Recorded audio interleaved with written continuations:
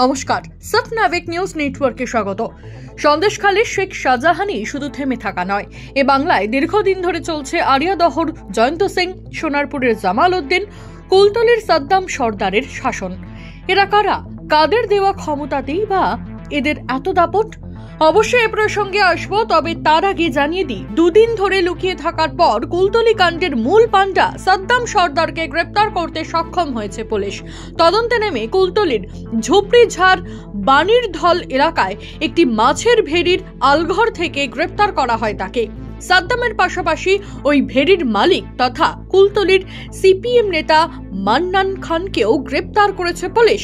সেই প্রসঙ্গে সরব হয়েছেন সিপিআইএম নেতা সুজন চক্রবর্তী। কি বললেন তিনি, শুনবো।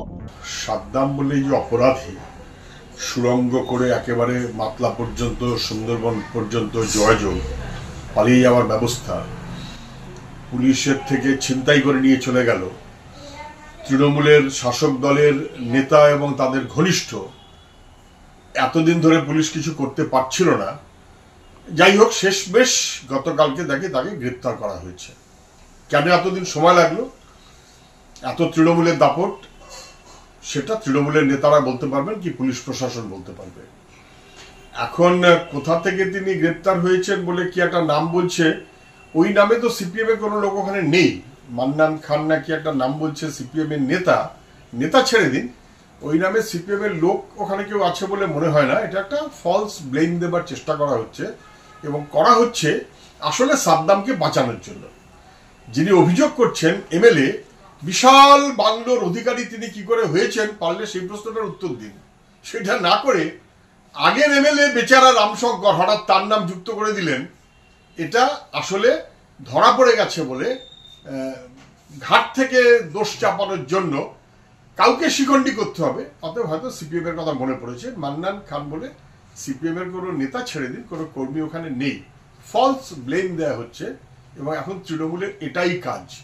সবাই ধরা পড়ে যাচ্ছে, একের পর এক ধরা পড়ে যাচ্ছে, নিজেদের ঘাড়ে পড়ছে, তাদের দোষ চাপানোর নানান রকম চেষ্টা করছে।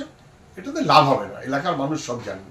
ওই এলাকায় ভোটের সময় অথবা যে কোনো সময় তৃণমূলের 100% দাপট, তার মাথায় ছিলেন এখনকার এমএলএ তৃণমূলের। উল্লেখ্য, সোনার ঠাকুর বিক্রির অছিলায় ক্রেতাদের নিজেদের এলাকায় ডেকে তাদের সর্বস্ব লুট করে অঞ্চল ছাড়া করত সাদ্দাম। কোনো রকমে প্রাণ নিয়ে বাড়ি ফিরত তারা।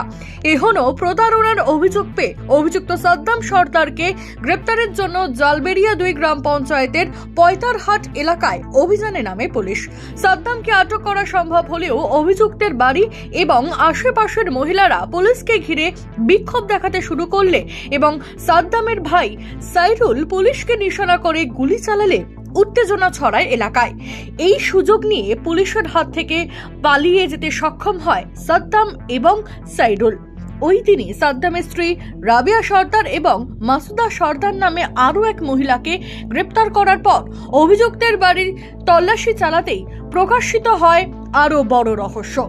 সাদ্দাম সর্দারের ঘরের খাটের নিচে একটি লম্বা সুড়ঙ্গর খোঁজ পায় পুলিশ। পুলিশ সূত্রে খবর, সাদ্দাম বেআইনি কাজ করত, এই সুড়ঙ্গের পথ ব্যবহার করত। এরপরেই আরো তৎপর হয় পুলিশ।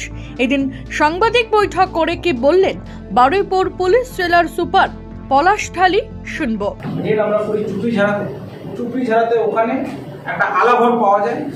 ওখানে যে আমাদের ঠাকুর রানী নদী আছে, ওর পাশে যে আলাঘর ফিশারি, ওই ফিশারির মালিক হচ্ছে মান্নান খান। মান্নান খানের 3-4টে আলাঘর ছিল, ওর একটা আলাঘরে এ শেল্টার নিয়ে বসেছিল।